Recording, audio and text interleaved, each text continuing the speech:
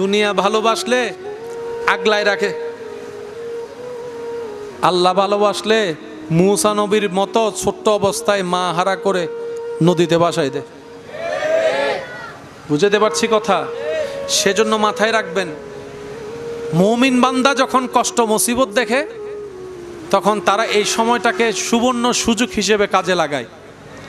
আপনি আল্লাহর প্রিয় বান্দা হতে ম্যানুয়ালি ভাবে যদি 100 বছর লাগে, যে কোনো দুঃখ কষ্ট বিপদে যদি ধৈর্য এবং শুকরিয়ার সাথে স্থির থাকতে পারেন, ওই 100 বছরের রাস্তা আল্লাহ চাইলে আপনাকে একদিনে পার করায় দিবে। কষ্ট ভাঙতে আসে না, কষ্ট মজবুত করতে আসে।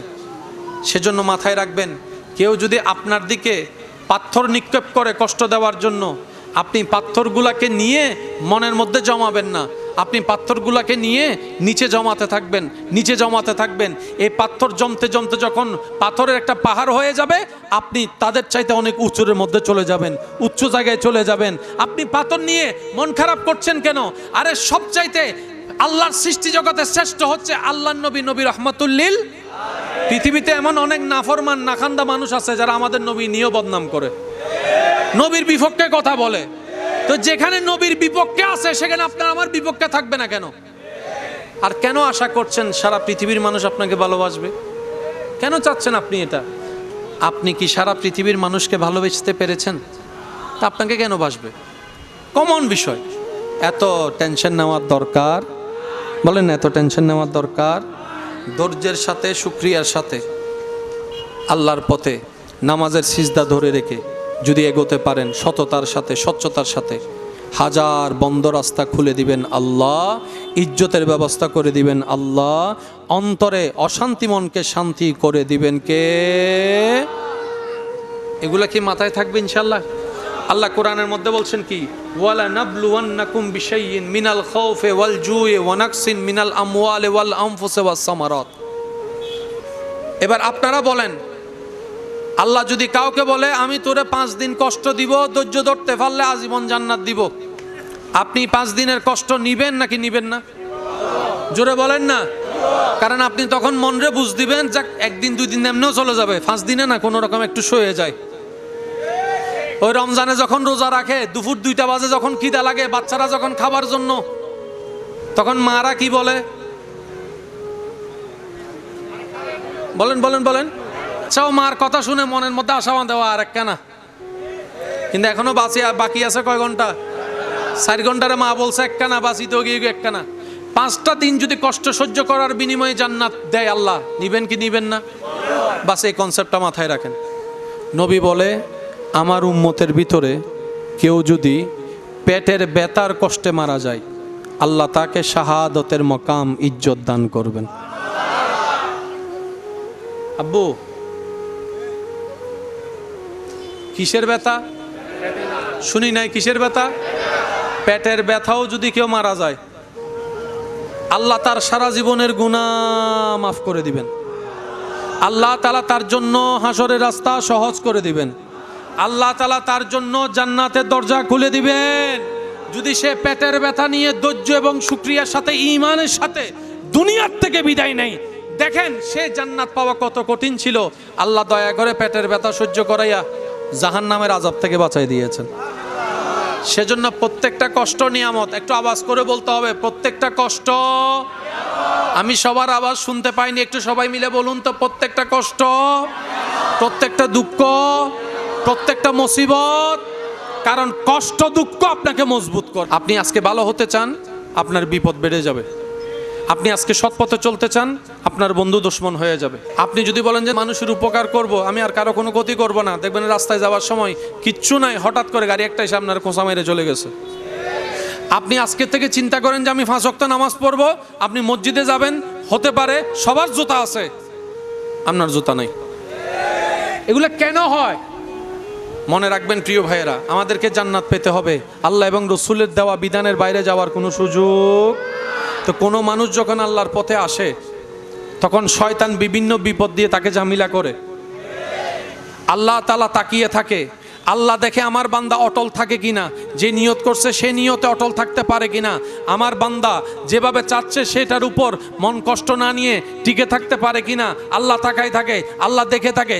দেখে একদিন যায়, এক সপ্তাহ যায়, এক মাস যায়, এক বছর যায়, 2 বছর যায়, 5 বছর যায়, বান্দা নিয়ত থেকে নড়ে না, তখনই আল্লাহ তাআলা দয়া তার জন্য পাঠিয়ে দেয়। তখন থেকে সে আল্লাহর প্রিয় বান্দা হওয়া শুরু করে। আপনি প্রথম ভালো হবেন, ভালো হতে চাইবেন, প্রথম দিনে আপনি প্রিয় হয়ে যাবেন, বিষয়টা তা না। একটু পরীক্ষা তো দিতে হবে, কি বলেন আপনারা? একটা পরীক্ষা তো দেওয়ার দরকার, একটু কষ্ট সহ্য করার দরকার। আপনার কাজ হচ্ছে লেগে থাকা। আপনি লেগে থাকবেন, আওয়াজ দিয়ে বলতে হবে, কঠিন কাজ সহজ যিনি করে দিবেন তিনি কে? আপনার সিরাতে মুস্তাকিমের উপর চলার রাস্তা আপনার জন্য মজবুত করে দিবেন যিনি, তিনি কে? সেই আল্লাহ। আপনার রিজিক যেখানে আপনি যাবেন সেখানে আপনার কাছে যার রিজিক আছে সে আপনার কাছে আসবে। মেয়ের কোনো পৃথিবীতে অভাব নাই। আপনার বউ, উনি কেন আপনার বউ হলো? লেখনেওয়ালা লিখে দিয়েছেন, কোটি মেয়ের ভিতর আপনি তাকে পেয়েছেন যাকে আল্লাহ আপনার জন্য সঙ্গিনী হিসেবে কবুল করেছেন। মাথায় রাখবেন, মাথায় রাখবেন, কেউ কাউকে পায় না, রব যারে দেয়। রব যারে, রব যারে। এবার বলেন রিজিকের মালিক কে? রিজিকের মালিক কে? আমি শুনতে পাইনি, আরো জোরে বলেন রিজিকের মালিক কে? কার কাছে কোন কাস্টমার যাবে সাজিয়ে দিয়েছেন কে? সাজিয়ে দিয়েছেন কে? আপনারা খেয়াল করলে দেখবেন আপনাদের জীবনের মধ্যেও দূরে কোথাও যাচ্ছেন, হঠাৎ করে বুক লাগছে, খিদা লাগছে, ড্রাইভারকে বললেন ভাই সামনে একটা দোকান দেখে দাঁড়াও। দোকানদার বিক্রি করার জন্য বসছে, কিন্তু সে আপনারে চিনেও না, আপনি আসবেন জানেও না। তার সারাদিনে কোনো বিক্রি হয় নাই, মনে মনে দোয়া করতেছে, আল্লাহ আল্লাহ আল্লাহ আল্লাহ, বাজার কেমনে করবো, আল্লাহ বাজার কেমনে করবো, আল্লাহ বাজার কেমনে করবো। সারাদিন তো কোনো বেচা নাই, সে এদিকে আল্লাহরে ডাকতেছে, আপনিও জানেন না, আপনি যাচ্ছেন আপনার কাজে, কিন্তু আপনার ক্ষুধা লেগে গেছে। ড্রাইভারকে বললেন দোকান দেখে দাঁড়াতে, কোনো নির্দিষ্ট দোকান আপনি বলেন নাই। ড্রাইভারের গাড়ি সেই জায়গায় গিয়ে ব্রেক, একটু বুঝার চেষ্টা করবেন, সেই জায়গায় গিয়ে ব্রেক, যে জায়গায় তার দোকান সেখানে 5টা দোকান। আপনি নেমেই, কেউ আপনার পরিচিত না, তারপর আপনার পা চলছে সেই দোকানের দিকে, যেই দোকানের দিকে আল্লাহ আপনার রিজিককে রেখেছেন, রিজিককে রেখেছেন। বাস্তবতায় ঘটনা দেখা যায়, পরবর্তী ঘটনা, সেই দোকানে গিয়ে আপনি একাই বন্ধু বান্ধব নিয়ে সারাদিনে যা ইনকাম করার সব একসাথে কিনে ফেলেছেন। এরকম আছে না নাই? বলেন এইরকম আছে না নাই? তো মুসলমান যখন এই বিশ্বাস করবে, আমার রিজিকের দায়িত্ব আমার আল্লাহর, আমার রিজিক আমার আল্লাহ নিয়ন্ত্রণ করে, এই বুঝটা যদি মুসলমানের চলে আসে, আওয়াজ দিয়ে বলুন আমার ইমানদার ভাইয়েরা, তাহলে একজন আরেকজনের ক্ষতি করার জন্য কেউ কখনো চেষ্টা করবে? চেষ্টা করবে? ক্ষতির কোনো শঙ্কা থাকবে? নিয়ত থাকবে? হিংসা থাকবে? অহংকার থাকবে? যদি হিংসা অহংকার শত্রুতাই না থাকে, পৃথিবী শান্তির হয়ে যাবে। সেজন্য যত দ্রুত আল্লাহর দিকে আমরা ফিরতে পারবো, আমাদের অগোছানো কাজ তত বেশি গোছায় হয়ে যাবে। আমাদের রিজিকের মালিক কে? হায়াতের মালিক, নিয়ামত দেওয়ার মালিক, ইজ্জত দেওয়ার মালিক, বেইজ্জতি থেকে হেফাজত করার মালিক, ঘুম দেওয়ার মালিক, ঘুম থেকে উঠানোর মালিক, পরিবার দেওয়ার মালিক। এইরকম একজন আল্লাহ আমাদের আছে না নাই? আওয়াজ শুনতে পাইনি, আছে না নাই? দেখে কি দেখে না? শুনে কি শুনে না? দিতে পারে কি পারে না? গর্তে পড়া বান্দাকে গর্ত থেকে তুলতে পারে কি পারে না? বেইজ্জত করতে চানেওয়ালা বান্দাদের মাঝখান থেকে তার ইজ্জত হেফাজত করতে চাইলে পারে কি পারে না? দুশমনের শত্রুতে ক্ষতি করা মানুষের ওই ক্ষতি থেকে তুলে আবার সচ্ছলতার জীবন যদি রব দিতে চায়, পারে কি পারে না? ওই আল্লাহ যার অন্তরের বিশ্বাস, এই পৃথিবীর রাজত্ব তার। আপনি মনে করছেন ক্ষমতায় সবকিছু? পৃথিবীতে সবচাইতে বড় ক্ষমতাশীলের ভিতর একজন হচ্ছে ফেরাউন। ক্ষমতাসীন কে? বলেন বলেন বলেন, ফেরাউন। ফেরাউন কে? ফেরাউন টপ লেভেলের পাওয়ারফুল। নমরুদ টপ লেভেলের পাওয়ারফুল। একজনে মরছে মশা দিয়ে, আরেকজনে মরছে পানির ভিতরে। নাম নিশানা নিয়ে কেউ ইজ্জত নিয়ে নেয়। ব্যানারে কোনোদিন নাম দেখছেন ফেরাউনের, নমরুদের নাম দেখছেন? কিন্তু আবু বকর সিদ্দিকের নাম শুনি নাই। সাহাবাদের নাম, ইমাম হাসানের নাম, ইমাম হোসেনের নাম, বড় পীর আব্দুল কাদের জিলানির নাম, শাহজালালের নাম, শাহ আমানতের নাম। এবার আপনারাই ক্যালকুলেশন করে দেখেন রাজত্ব আসলে কারা করছে, আসল রাজত্ব সম্মান কারা পেয়েছে। নিজের ক্যালকুলেশন করেন, কারো কথা শোনার দরকার নাই। আপনি যখন সম্মান চানেওয়ালা, আপনি যখন ইজ্জতের মধ্যে চানেওয়ালা, আপনি যখন নিজের নাম পৃথিবীতে রেখে যাওয়ার চিন্তায় আছেন, আপনার চাওয়া যদি এটাই হয়, আপনি যখন গবেষণা করবেন আপনার হৃদয় বলে উঠবে ইজ্জত আসলে তাদের জন্য, ওয়ালিল্লাহিল ইজ্জাতু ওয়ালি রাসূলিহি ওয়ালিল মুমিনিন। ইজ্জত আল্লাহর জন্য, ইজ্জত রাসূল নবীদের জন্য, ইজ্জত আল্লাহর ওয়ালিদের জন্য। যারা রবের হয়ে যায় সৃষ্টি জগৎ তার হয়ে যায়। ডান হাত তুলে দেখাই বলেন ঠিক কিনা? আল্লাহু আকবার।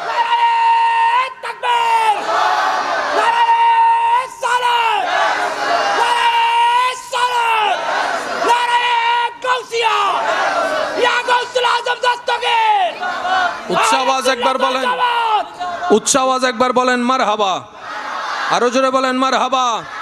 এবার আমি আপনাদেরকে বলবো, আপনারা সব কিছু মিলাই হিসাব করে বলবেন আছে নাকি নাই। আপনারাই বলবেন ফেরাউন, নমরুদ, ইয়াজিদ, আবু জাহেল, উতবা, সাইবা, সিদ্দিকে আকবর, ফারুকে আজম, ওসমান গনি।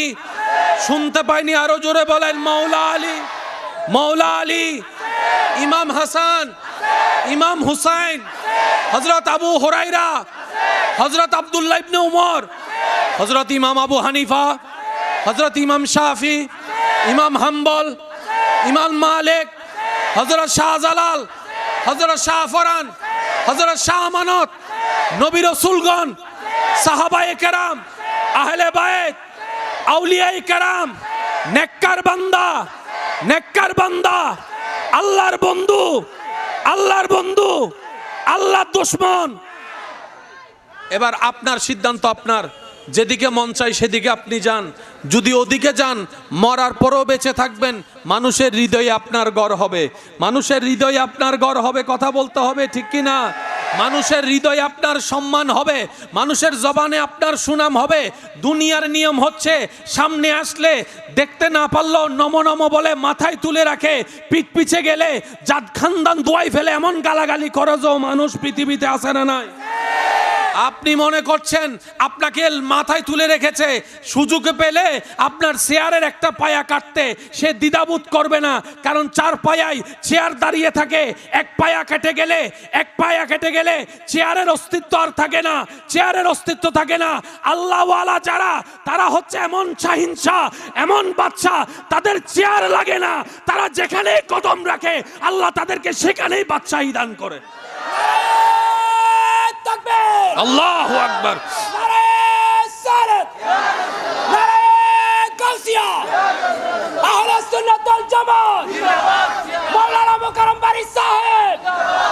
এবার আপনি বলবেন ভাইয়া আমি ওইটা অর্জন করতে চাই যেটা আজীবন থাকবে। কার কার অর্জন করার ইচ্ছা আছে একটু হাত তুলে দেখাই। আছে ইচ্ছা? এবার হাতটা নামান, সহজ অঙ্ক বলি তাহলে আপনারা বুঝতে পারবেন। ইজ্জত পাওয়ার ইচ্ছা? তো আস্তে করে হদ, আরো জোর হন, আবার বললো হজ্জ করে শিবানলারে তাহলে না হদ। ইজ্জত পাওয়ার ইচ্ছা, ক্ষমতা পাওয়ার ইচ্ছা, সব কিছু বাদ দিলাম। এই জায়গাটা খেয়াল করেন, এখানে একটু শান্তি পাওয়ার ইচ্ছা, কারণ সব কম বেশি থাকলেও শান্তি, ঘরে শান্তি, ব্যবসায় শান্তি, জামাই বউয়ের ভিতর শান্তি, ভাই ভাইয়ের ভিতর শান্তি, পড়ালেখা নিয়ে শান্তি, চাকরি নিয়ে শান্তি, শুনি নাই আরো জোরে বলেন, মোবাইল নিয়ে শান্তি, পাওনাদারের জ্বালা নিয়ে শান্তি, ঋণের টেনশন নিয়ে শান্তি, ভবিষ্যৎ নিয়ে শান্তি। শান্তি নাই, আর সব আপনারা আমি মানলাম। রাস্তা দিয়ে যাচ্ছে একটা পাগল, নাই ঘর, নাই বাড়ি, নাই খাবার, নাই পোশাক। পাগলের মনে শান্তি আছে না নাই? আমি বলবো না, আপনারা বলেন, পাগলের মনে শান্তি আছে না নাই? ডোনাল্ড ট্রাম্পের মনে, আরে রাজত্ব করা দেখতে মন চাইলে ফারুকে আজম ওমর ফারুক রাদিয়াল্লাহু তাআলা আনহু দেখেন গাছের তলে বসে অর্ধ পৃথিবী শাসন করেছে একাই। কথা বলেন ঠিক কিনা? রাজত্ব তো ওইখানে, রাজত্ব ওইখানে। বড় বড় বিমানের ভিতর রাজত্ব। যদি সত্যিকার পাওয়ারফুল হতে চান, আমি শুধু আপনাদেরকে ছোট্ট একটা কথা বলবো, আপনি যত বড়ই রাজা হন, বউয়ের সামনে সবাই আপনার বাহিরের, বউটা তো আপনার ঘরের, তো বউয়ের সামনে আপনার রাজত্ব কই? আমার রাজত্ব কই? নাই। কিন্তু আপনি সাহাবায়ে কেরামের জীবনী দেখেন, ওলি আউলিয়াদের জীবনী দেখেন, ওনাদের স্ত্রীরা ওনাদেরকে মাথার মুকুট মনে করত, এইভাবে সম্মান করত। এবার সেই ইজ্জতটা কি অর্জন করেছেন? আল্লাহ দিয়েছেন। বাস এই কথাটা আমাদেরকে বুঝতে হবে। আমরা যা নিব কার থেকে? ভাই বলেন না রে ভাই, আমরা যা নিব কার থেকে নিব? আমরা যা নিব কার থেকে নিব? আল্লাহ যখন আপনাকে দিবে, আপনি ঘরের ভিতরেও বাদশা, বাহিরেও বাদশা। আল্লাহ যদি চায় কবরের মধ্যে রাজত্ব করতে পারবেন, হাসরের ময়দানও ইজ্জতের মিম্বর আপনি পাবেন। আমি কি বুঝাতে পারছি কথা? এবার যার যা কিছু দরকার একটু মনোযোগ দিয়ে আপনারা একটু শ্রবণ করবেন। আমরা আসলে পাওয়ার ক্ষমতা চাই কি চাই না? এবার সবচেয়ে বড় ক্ষমতাবান কে? যে বান্দা সহজ অঙ্ক, সহজ সমীকরণ মনে রাখবেন। ইজ্জত সবকিছু চান, যেখান থেকে আসে সেখানে মাথা ঝুঁকাই দেন।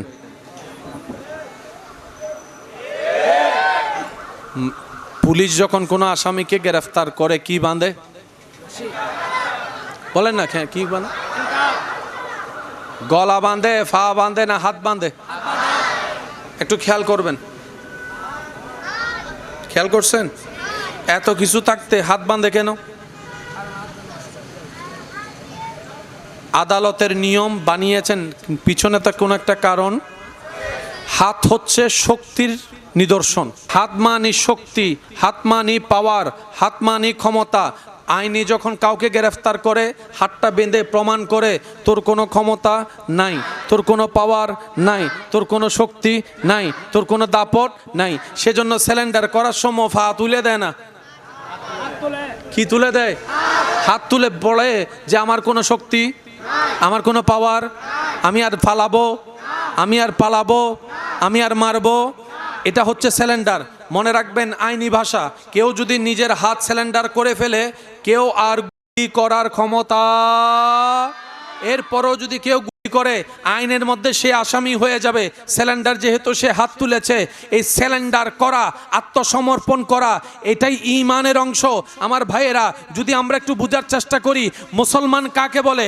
মুসলমান তাকে বলে যার ব্রেন দিয়ে, মন দিয়ে সকাল বিকাল সন্ধ্যার 24 ঘন্টার শিডিউলকে আল্লাহর হুকুমের সামনে, আল্লাহর ইচ্ছার সামনে যে নিজেকে সিলিন্ডার করে দিতে পারে, তাকেই মুসলমান বলে। মুসলমান মানে আত্মসমর্পণ করা। মুসলমান মানে কি করা ভাইয়া? একদম শর্টকাটে বলছি মনে রাখার জন্য। মুসলমান মানে কি করা? আসামি দুইভাবে গ্রেফতার হয়, হয়তো সিলিন্ডার আত্মসমর্পণ করবে, না হয় গ্রেফতার হবে। পুলিশে হয়তো গ্রেফতার করবে, না হয় পুলিশের কাছে নিজে থেকে গিয়ে সিলিন্ডার করবে। আর আপনারা জানেন, গ্রেফতার করলে সাজা বেশি, গ্রেফতার করলে সাজা বেশি। আর কেউ যদি নিজে থেকে সিলিন্ডার করে, সাজা সাজা। সেজন্য আল্লাহর রাসূল বলে, আমার উম্মতেরা, তোমরা আল্লাহর দরবারে নিজেকে আত্মসমর্পণ করে দাও, সিলিন্ডার করে দাও। যত গুনাহ আছে তওবা করে নাও মন থেকে।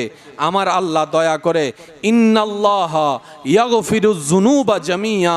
রব্বুল আলামিন চাইলে তোমার সারা জীবনের সমস্ত কবিরা সগীরা গুনাহ মাফ করে দিতে পারেন। উচ্চ আওয়াজ একবার বলেন সুবহানাল্লাহ। আল্লাহ, ও গো আল্লাহ,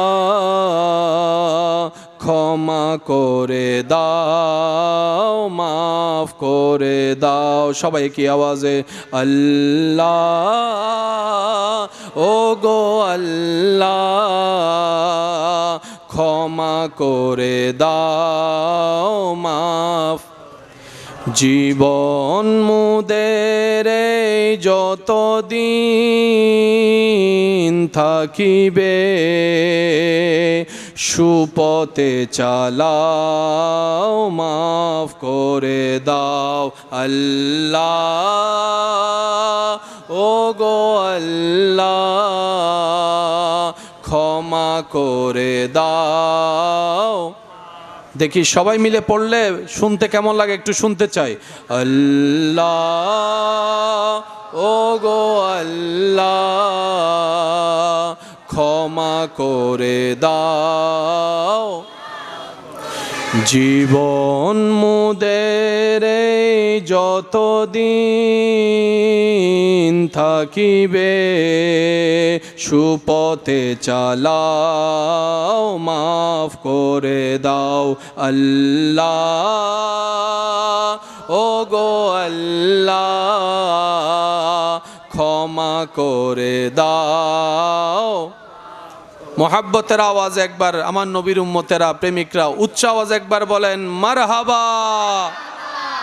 এতটুক কথা যারা বুঝতে পেরেছেন তারা একবার বলেন আলহামদুলিল্লাহ। যদি রিয়েল ক্ষমতা চান, শান্তি চান, আল্লাহর দরবারে স্যারেন্ডার করা ছাড়া দ্বিতীয় কোনো উপায়। এবার সেই নিয়ামত যদি বাড়াতে চান, ধরতে চান, পেতে চান, আপনাকে কিছু আমল করতে হবে। এই আমলগুলা বললে মনে থাকবে ইনশাল্লাহ। এক নাম্বার, সব কিছুর ভিতরে আল্লাহর উপর পূর্ণ ভরসা, আল্লাহর উপর পূর্ণ বিশ্বাস রাখতে হবে। যাই কিছু হবে আল্লাহর। বলেন বলেন বলেন বলেন বলেন। আমি বিপদে পড়েছি, বাঁচাবেন কে? আমার বন্ধ রাস্তা খুলে দিবেন কে? 24 ঘন্টার প্রত্যেকটা কাজে শুধু আল্লাহ আল্লাহ আল্লাহ। যেমন খাওয়ার আগে বিসমিল্লাহ, আল্লাহ আছে না নাই? খাওয়ার পরে আলহামদুলিল্লাহ, আল্লাহ আছে না নাই? প্রত্যেকটা কাজের ভিতর আল্লাহ, আল্লাহকে রাখতে হবে। দোকান শুরু করবেন আল্লাহর নাম দিয়ে, দোকান বন্ধ করবেন আল্লাহর নাম দিয়ে। আপনি যদি মন থেকে দোকান বন্ধ করার সময় বলেন আল্লাহ আমার দোকানের হেফাজতের দায়িত্ব তোমার কাছে ছেড়ে দিলাম, আপনার বলাটা যদি রবের দরবারে কবুল হয়, এমনও হতে পারে 1000টা দোকান আগুনে জ্বলে গেলেও আপনার দোকানে আগুনের একটা ফুলকাও স্পর্শ করতে পারবেন না। এরকম হাজার হাজার প্রমাণ, বলেন না হাজার হাজার প্রমাণ। ঘর থেকে যখন কেউ বের হয় মুরব্বীরা দোয়া করে বলে ফি আমানিল্লাহ, ফি আমানিল্লাহ। এবার বলেন আল্লাহ আছে না নাই? বলেন না আছে না নাই? আল্লাহ চাই এটা। বান্দা তোর প্রত্যেকটা কাজে তুই আমাকে ইনভলভ কর, তোর প্রত্যেকটা কাজে আমাকে স্মরণ কর, তোর প্রত্যেকটা কাজে আমাকে ডাক। তুই যতটুক পারবি না আমি আল্লাহ দয়া করে তার চাইতে বেশি সাজাই দিব। বলেন না সুবহানাল্লাহ। প্রত্যেকটা কাজে কাকে রাখতে হবে? দ্বিতীয় নম্বর, আল্লাহর হাবিব দয়াল নবী রহমতুল্লিল আলামিনের প্রতি পূর্ণ ঈমান, পূর্ণ ভালোবাসা, পূর্ণ ভক্তি, পূর্ণ শ্রদ্ধা, পূর্ণ সম্মান রাখতে হবে। কথা বলেন ঠিক কি না? এই সমস্ত ঈমানের কার্যক্রম সব ঠিক রেখে সাহাবা, আহলে বাইত, আউলিয়া, কোরআন, হাদিস, পরকাল, জান্নাত, জাহান্নাম, ফেরেশতা সব কিছুর উপর বিশ্বাস রেখে আপনাকে যে আমলের কাজের মধ্যে একটা কাজের অন্যতম কাজ হচ্ছে আপনাকে বেশি বেশি ইস্তেগফার করতে হবে, রবের কাছে তওবা করতে হবে। যত তওবা করবেন বন্ধ রাস্তা, বলেন না ভাই, বন্ধ রাস্তা, নড়াচড়াকে একটু বন্ধ করা যাবে অন্তত 20 মিনিটের জন্য, প্লিজ অনুরোধ করছি। এটা ইস্তেগফার করলে বন্ধ রাস্তা কি হয়ে যাবে? দরুদ শরীফ পড়লে আপনার মর্যাদা কি হবে? বলেন না বলেন না। দরুদ শরীফ পড়লে মর্যাদা, দরুদ শরীফ পড়লে দোয়া কবুলের চান্সেস বেড়ে যায়, দরুদ শরীফ পড়লে জবানের পবিত্রতা বেড়ে যায়, দরুদ শরীফ পড়লে চোখের পবিত্রতা বেড়ে যায়, দরুদ শরীফ পড়লে অন্তর নরম হয়ে যায়, দরুদ শরীফ পড়লে মর্যাদা বেড়ে যায়, দরুদ শরীফ পড়লে গুনাহ কমে যায়, দরুদ শরীফ পড়লে নেকি বেড়ে যায়, দরুদ শরীফ পড়লে আল্লাহর রহমতের অনেক কাছে চলে যাওয়া যায়। কয়টা জিনিস বললাম? একটা ইস্তেগফার আর একটা দরুদ। বলেন কয়টা? জোরে বলেন কয়টা? একটা ইস্তেগফার আর একটা দরুদ। এবার যে দুইটাই, এগুলা কোনো আহামরি বড় জিনিস না। আস্তাগফিরুল্লাহ বললে ইস্তেগফার হয়ে যায়। আস্তাগফিরুল্লাহ বললেই এখানে অনেক মানুষ এমন আছেন যারা ইস্তেগফারের একটা জিকির সবসময় করে। এরকম কোনো মানুষ পেলে জিজ্ঞেস করবেন, উনি হয়তো এটাই আপনাকে বলবে যে অন্যদের জন্য যেটা 10 দিনের কাজ, আমার জন্য সেটা আমার আল্লাহ দয়া করে একদিনের কাজ বানিয়ে দিয়েছেন। অন্যরা আলগাইতে যতটুক পরিশ্রম শক্তি ব্যয় হয়, আমার আল্লাহ সেটা আমার জন্য এত পাতল ফোলার মতো করে দিয়েছেন, একদম নরম তুলতুলে করে দিয়েছেন। ইস্তেগফার হচ্ছে এমন একটা শক্তি, পাহাড়ের মাঝখানেও রাস্তা হয়ে যাবে। আপনি ভাবছেন আপনার শত্রুর ক্ষমতা বেশি, আপনি ভাবছেন আপনার শত্রুর পাওয়ার বেশি, বিশ্বাস করেন কোনো পাওয়ার, শত্রুর কোনো পাওয়ার, আপনি মনে করতেছেন বলে ওনার পাওয়ার বেড়ে গেছে। যে বড় কোনো রোগ হলে ডাক্তার কখনো রোগীর সামনে রোগের কথা তো যার রোগ তার তো জানার অধিকার আছে, বলে যে আপনার পরিবারকে, গার্ডিয়ানকে, সাথে কি আসছে তাকে ডাকেন। মনে রাখবেন সাইকোলজিক্যাল একটা বিষয়, রোগে যতটুকু আপনাকে মারতে পারবে না, ক্ষতি করতে পারবে না, টেনশন বয়ে তার চাইতে বেশি আপনাকে দুর্বল করে ফেলবে।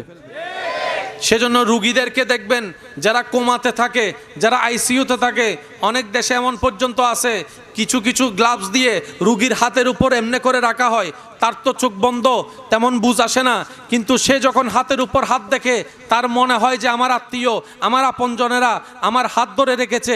রুগীর সাহস বেড়ে যায়, শক্তি বেড়ে যায়, মন শক্ত হয়ে যায়। ওইটা হওয়ার কারণে তাড়াতাড়ি রোগ থেকে সে ফিরে আসতে পারে। তাহলে মানসিক শক্তি হচ্ছে সবচাইতে বড় শক্তি। আপনি যদি মনে করেন যে 50 কেজি বস্তা আমি আলগাতে পারবো, তাহলে আপনি পারবেন। আর আপনি যদি দেখেই বলেন যে ওমা ভাইতেন, আপনারা কি বুঝতেছেন আমার কথা? যদি আপনি বলেন যে আমি পারবো, আপনি পারবেন। আর আপনি যদি বলেন যে ইনশাআল্লাহ আমি পারবই, তাহলে আপনি 100 কেজিও পারবেন।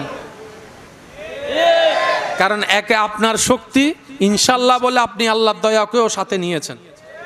তো কিছু কিছু অভ্যাস যদি আমরা পরিবর্তন করতে পারি, কঠিন না, সহজ, শয়তানে গুতাইতেও করতে পারি না। যেমন বলেন তো সবাই ইনশাআল্লাহ। ভাই এই শব্দটা বলতে কতক্ষণ লাগছে? কোনো পরিশ্রম বলেন না, কোনো পরিশ্রম, কোনো ভারী কিছু বলেন তো বিসমিল্লাহ, আলহামদুলিল্লাহ, আল্লাহু আকবার, আস্তাগফিরুল্লাহ, এগুলো এক এক সেকেন্ডের শব্দ, কিন্তু মিস্টার শয়তানে আমাদেরকে গুতাই। এখানে অনেক মানুষ আছে খাবার শুরু করার মাঝখানে গিয়ে মনে পড়ে বিসমিল্লাহ তো ন পড়ি। আছে এখানে? আছে? থাকলে হ্যাঁ বলেন, না থাকলে না বলেন। আছে? খাবার মাঝখানে যায় মনে পড়ে একটা বিসমিল্লাহ, 1 সেকেন্ডের আমি বললাম না কেন, পারলাম না কেন, আমার মনে থাকে 15 বছর আগে কে গালি দিছে। উইতের জামিলা ওই কষ্ট সব মনে থাকে, বিসমিল্লাহ মনে থাকলো না, ব্যাপার কি? কারণ আমরা প্র্যাকটিস করি নাই, আমরা চেষ্টা করি নাই। আজকে একটা কথা বলি সবার উদ্দেশ্যে, বিশেষ করে যারা আমাকে ভালোবাসেন, অন্তর ঘরে আপনাদের সুন্দর জায়গায় আমাকে জায়গা দিয়েছেন, তাদের উদ্দেশ্যে একটা কথা বলি, আজীবন মাথায় রাখবেন। জান্নাত পাওয়া একদম সহজ, কারণ আমাদের রব রহমান। আমাদের জন্য জান্নাত পাওয়া অতি সহজ, কারণ আমাদের রব হচ্ছে রব্বুল আলামিন। জান্নাত পাওয়া আমাদের জন্য অনেক সহজ, কারণ আমাদের রব রহমানুর রহিম। আল্লাহ চায় আপনাকে জান্নাত দিতে, আপনাকেও চাইতে হবে জান্নাত পাওয়ার। দোনো দিকটা মিলতে হবে, কথা বলেন ঠিক কিনা? আল্লাহর এখতিয়ার, আল্লাহ কাউকে ইচ্ছা করে দিয়ে দিলেন, সেটা আল্লাহর এখতিয়ার, কিন্তু ম্যানুয়াল একটা নিয়ম আছে না নাই? এই কথাটা মাথায় রাখবেন। আপনি পৃথিবীর যে কোনো কাজেই মন থেকে যদি চেষ্টা করেন, সেটার উপর যদি অটল থাকতে পারেন, আল্লাহ তাআলা সেই কাজটা আপনার জন্য সহজ করে দিবে। আপনি আজকে ভালো হতে চান, আপনার বিপদ বেড়ে যাবে। আপনি আজকে সৎ পথে চলতে চান, আপনার বন্ধু দুশমন হয়ে যাবে। আপনি যদি বলেন যে মানুষের উপকার করব, আমি আর কারো কোনো ক্ষতি করব না, দেখবেন রাস্তায় যাওয়ার সময় কিচ্ছু নাই, হঠাৎ করে গাড়ি একটা এসে আপনার খোঁচা মেরে চলে গেছে। আপনি আজকে থেকে চিন্তা করেন যে আমি 5 ওয়াক্ত নামাজ পড়বো, আপনি মসজিদে যাবেন, হতে পারে সবার জুতা আছে, আপনার জুতা নাই। এগুলো কেন হয়? মনে রাখবেন প্রিয় ভাইয়েরা, আমাদেরকে জান্নাত পেতে হবে, আল্লাহ এবং রসুলের দেওয়া বিধানের বাইরে যাওয়ার কোনো সুযোগ। তো কোনো মানুষ যখন আল্লাহর পথে আসে তখন শয়তান বিভিন্ন বিপদ দিয়ে তাকে ঝামেলা করে। আল্লাহ তাআলা তাকিয়ে থাকে, আল্লাহ দেখে আমার বান্দা অটল থাকে কিনা, যে নিয়ত করছে সে নিয়তে অটল থাকতে পারে কিনা, আমার বান্দা যেভাবে চাচ্ছে সেটার উপর মন কষ্ট না নিয়ে টিকে থাকতে পারে কিনা, আল্লাহ তাকাই থাকে, আল্লাহ দেখে থাকে। দেখে একদিন যায়, এক সপ্তাহ যায়, এক মাস যায়, 1 বছর যায়, 2 বছর যায়, 5 বছর যায়, বান্দা নিয়ত থেকে নড়ে না, তখনই আল্লাহ তাআলা দয়া তার জন্য পাঠিয়ে দেয়, তখন থেকে সে আল্লাহর প্রিয় বান্দা হওয়া শুরু করে। আপনি প্রথম ভালো হবেন, ভালো হতে চাইবেন, প্রথম দিনে আপনি প্রিয় হয়ে যাবেন, বিষয়টা তা না, একটু পরীক্ষা তো দিতে হবে। কি বলেন আপনারা? একটা পরীক্ষা তো দেওয়ার দরকার, একটু কষ্ট সহ্য করার দরকার। আপনার কাজ হচ্ছে লেগে থাকা, আপনি লেগে থাকবেন, আওয়াজ দিয়ে বলতে হবে, কঠিন কাজ সহজ যিনি করে দিবেন তিনি কে? আপনার সিরাতে মুস্তাকিমের উপর চলার রাস্তা আপনার জন্য মজবুত করে দিবেন যিনি, তিনি কে? সেই আল্লাহর সব প্রিয় সৃষ্টির ভিতরে যিনি সবচাইতে প্রিয়, তিনি হচ্ছেন আপনার আমার নবী রহমাতুল্লিল। আল্লাহ সবাইকে ভালোবাসে, কিন্তু আমাদের নবীর মতো না। একটু খেয়াল করবেন, আমাদের নবীর মতো, আমাদের নবীর মতো। শ্রেষ্ঠ ইবাদতের নাম নামাজ। শ্রেষ্ঠ ইবাদতের নাম কি? নামাজের জন্য একটা কেবলা আছে না নাই? আমরা যেখান থেকে নামাজ পড়ি কাবার দিকে ফিরে নামাজ পড়ি, বলেন না, কাবার দিকে ফিরে। যারা মদিনা শরীফ গিয়েছেন, এমন কেউ এখানে থাকলে একটু হাত তোলেন, মদিনা শরীফ গিয়েছেন? আছে? মদিনা, মদিনা একজন, 2 জন, পিছনেও হয়তো আছে 3 জন। মদিনা শরীফে একটা মসজিদে আছে, মসজিদে জুল কেবলাতাইন। মসজিদে জুল, একটু বলেন না, কেবলাতাইন, মসজিদে জুল। প্রত্যেকটা মসজিদের মধ্যে গেলে দেখবেন মেহরাব কয়টা? ওই যে গোল, এটা রে, গোল গোল। মদিনা শরীফ সেই মসজিদে যদি আপনি যান, আল্লাহ দয়া করে যাওয়ার সুযোগ দিয়ে, আপনি দেখবেন সেখানে মেহরাব 2টা। শুনি না, শুনি না, আরো জোরে। কয়টা? কয়টা? 2টা। পৃথিবীর সব মসজিদে মেহরাব একটা, কেবলাতাইনের মধ্যে 2টা। নামাজ ফরজ হওয়ার পরে, একদম সংক্ষেপে বলার চেষ্টা করছি, নামাজ ফরজ হওয়ার পরে আল্লাহর হাবিব নবী যখন উম্মত সাহাবাকে নিয়ে নামাজ পড়তেন, তখন মসজিদে আকসার দিকে ফিরে নামাজ পড়তেন। মসজিদে আকসা কোনটা? ওই ফিলিস্তিনের যে মসজিদ নিয়ে এখনো ঝগড়া চলতেছে, মারামারি চলতেছে, মসজিদে আকসা, যেটা সোনালী গম্বুজ, ওইটা না, সোনালী গম্বুজের পিছনে যে মসজিদ আছে পুরাতন, ওইটা হচ্ছে আসল মসজিদে আকসা। এখন যেরকম আমরা কাবার দিকে ফিরে নামাজ পড়ি, এখান থেকে কাবা কোন দিকে? এদিকে। আমরা যদি এখন নামাজ পড়ি সবাই ওই দিকে হয়ে যাব। আকসা ছিল ঠিক এদিকে, উল্টা দিকে।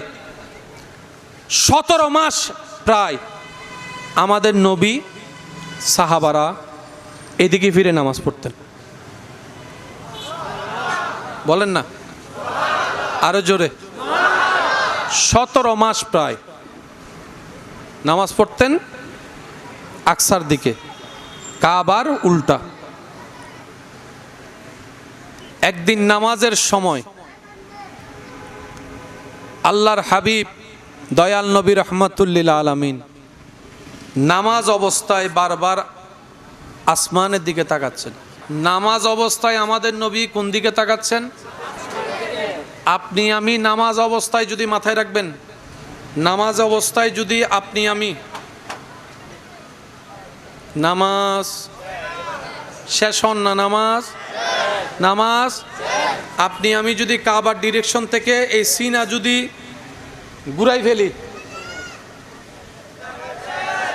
সেজন্য নামাজ যখন পড়ে বান্দা আল্লাহর সামনে থাকে, তা নামাজ শেষ করেন কেমনে? একটু খেয়াল করেন, কাবার দিকে মুখ কাবার দিকে, সিনা কাবার দিকে, নামাজের ভিতরে আছেন।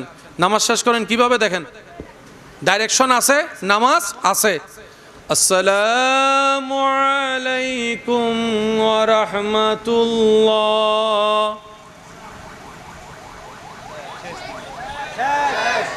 সেজন্য নামাজে সালাম ফিরাতে হয়। সুবহানাল্লাহ বলে না, নামাজে সালাম ফিরাই নামাজ কি করতে হয়, কারণ কাবার ডিরেকশনে যতক্ষণ ততক্ষণ নামাজ, ডিরেকশন শেষ। সেজন্য আপনি ওয়াক্তীয় নামাজ বলেন আর জানাজার নামাজ বলেন, ঈদের নামাজ বলেন, সালাম ফিরাইয়েই নামাজ শেষ করতে হয়।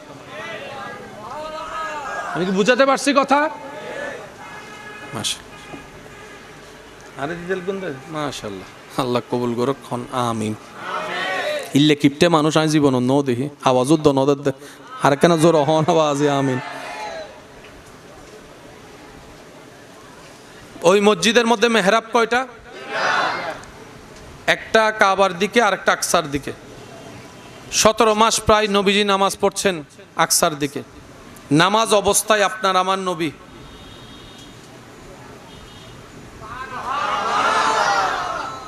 নবীর নামাজ আমরা করলে আমাদের নামাজ থাকবে। আচ্ছা, নবীজির নামাজের ভিতর কোরআন তেলাওয়াত করতেছেন, এদিকে আসমানের দিকে তাকাচ্ছেন, একই দৃশ্য একই বিষয় আল্লাহ কোরআন উল্লেখ করছেন। Can you imagine? বিষয়টা কি ভাবা যায়? কোরআনের মতো দামি কিতাবে আল্লাহ আমাদের নবীর আসমানের দিকে তাকানোর কথা পর্যন্ত উল্লেখ করেছেন। কোরআন বলছে কদ নারা তাকাল্লুবা ওয়াজহিকা ফিস সামা। একটু মনোযোগ সহকারে বলেন সুবহানাল্লাহ। কদ নারা তাকাল্লুবা ওয়াজহিকা ফিস সামা। আল্লাহ বলছেন, হাবিব আপনি বারবার আসমানের দিকে তাকাচ্ছেন, আপনার রব দেখতেছে, আপনার রব দেখতেছে, আপনার রব দেখতেছে। আপনি নামাজ অবস্থায় বারবার আসমানের দিকে কেন তাকাচ্ছেন? আপনার রব জানে, আপনার রব জানে, আপনার রব জানে। কারণ নবীর চাওয়া আমার উম্মতের নামাজের কেবলা যেন কাবা হয়, যেন কাবা হয়, যেন কাবা হয়। কিন্তু আল্লাহর হুকুম নামাজের কেবলা আকসা, নবীর মনের চাওয়া কাবা। আকসা একদিকে, কাবা আরেকদিকে। আকসাকে সামনে রাখলে কাবা পিঠের পিছনে, কাবাকে সামনে রাখলে আকসা পিঠের পিছনে, দুই ডাইমেনশনের মধ্যে। আল্লাহ বলছেন, আল্লাহ বলেছেন, হাবিব আকসার দিকে ফিরে নামাজ পড়েন, আকসার দিকে ফিরে নামাজ পড়েন, আকসার দিকে ফিরে কেবলা বানিয়ে নামাজ পড়েন। নবীর চাওয়া অন্তরে অন্তরে, আল্লাহ আমার উম্মতের জন্য কেবলা কাবাকে বানিয়ে দাও, কাবাকে বানিয়ে দাও, কাবাকে বানিয়ে দাও। আউয়ালাল বাইত, পৃথিবীর সর্বপ্রথম ঘর কাবা, সেই কাবা যেন আমার উম্মতের কেবলা হয়। কিন্তু আমার নবী মুখে কোনো আওয়াজ করছেন না, মুখে কোনো ফরিয়াদ করছেন না, মুখে কোনো দোয়া করছেন না। সব চলছে কোথায়? মনে মনে। সব চলছে কোথায়? মনে মনে। আর চেহারা বারবার আসমানের দিকে তুলছেন, নামাচ্ছেন, তুলছেন, নামাচ্ছেন। আল্লাহ পাক বলে, হাবিব আপনি বারবার আসমানের দিকে যে তাকাচ্ছেন, আপনার রব সেটা দেখতেছে। কদ নারা তাকাল্লুবা ওয়াজহিকা ফিস সামা। হায় হায় হায় হায়। এবার আমি আপনাদেরকে একদম সহজ অঙ্ক বুঝাই। দিক কয়টা? এই তো মাশাআল্লাহ, জোরে বলেন, দিক কয়টা? পূর্ব, উত্তর, আবার বলতে হবে পূর্ব, উত্তর। এখন আপনি ফিরে আসেন কয় দিকে? একদিকে বলেন না, কয় দিকে? আমি ফিরে আসি কয় দিকে? আমার জন্য বাকি দিক কয়টা? আপনার জন্য বাকি দিক কয়টা? এবার আপনাকে যদি বলি যেদিকে মন চায় সেদিকে ফিরেন, সুযোগ আছে না নাই? যেহেতু অনুমতি পেয়েছেন, তিনটে গেট যেতে একদিকে ফিরতে পারবেন। এবার বলেন, কাবা কোন দিকে? আকসা কোন দিকে? নবী নামাজ অবস্থায় তাকাচ্ছেন কোন দিকে? আরো জোরে বলেন না, আসমানের দিকে। কোন দিকে? আল্লাহ তাআলা বললেন, হাবিব আপনি মনে মনে কি চাচ্ছেন আমি আল্লাহ জানি তো। আর একটু জোরে বলেন না, হাবিব চিন্তা করেন না, কেবলাতান তারদা, বাকি তিনটা দিক আছে। একদিকে আপনি ফিরে আছেন, বাকি তিনটা দিক আছে। আপনি এই মুহূর্তে, আল্লাহ বলে আপনি এই মুহূর্তে যেই দিকে ফিরবেন সেটা উত্তরও বুঝি না, দক্ষিণও বুঝি না, পশ্চিমও বুঝি না, পূর্বও বুঝি না। আল্লাহ বলে কেবলাতান তারদা, আপনি যে দিকটাকে খুশি হয়ে ফিরবেন কিয়ামত পর্যন্ত আমার বান্দাদের জন্য আমি আল্লাহ সেই দিকেই কেবলা বানাই দিব, কেবলা বানাই দিব, কেবলা বানাই দিব। দেখেন ক্ষমতা, অথরিটি কাকে বলে? আসল ক্ষমতাবান কে জানেন? যার কাছে ক্ষমতা থাকার পরও ক্ষমতা দেখায় না। অনেকে তো রিক্সাওয়ালারে 2 টাকা কম দেওয়ার জন্য ক্ষমতা দেখায়। চিনোস বেটা আমি কে? এ ক্ষমতাবান? বলেন এই ক্ষমতাবান? সেজন্য যে অতীত মনে রাখে আল্লাহ তাকে দয়া করে, যে বন্ধু বান্ধব ভাইদের প্রতি শুকরিয়া আদায় করে আল্লাহ তার জন্য ইজ্জতের ব্যবস্থা করে দেয়। আমি পাওয়ার দলে, আপনিও পাওয়ার দলে, সুতরাং পাওয়ার রাস্তা যেমন আমাদেরকে চলতে হবে তেমন। কথা বলেন ঠিক কিনা? এবার বলেন দিক কয়টা বাকি? নবীজি আছে কয় দিকে? বাকি কয়টা? আল্লাহ পাক বলে হাবিব আপনি ঘুরে যান, কেবলাতান তারদা, যেদিকে আপনার ইচ্ছা, যেদিকে আপনার মন চায়, যেদিকে আপনি খুশি সেদিকে ফিরে যান। নবী বলে যে আল্লাহ আমি তো ফিরবো না, আমি তো নিজে থেকে ফিরবো না, তুমি ফিরাইলেই আমি ফিরবো। আমি নিজে থেকে দিক পছন্দ করব না, তুমি পছন্দ করে দিলেই আমি পছন্দ করব। মহব্বতটা দেখেন, মহব্বতটা। আল্লাহ পাক বলে যে আমি মালিক, আপনারা অনুমতি দিলাম ফিরেন। নবী বলে যে না, আপনার বলতে হবে, আপনার বলতে হবে।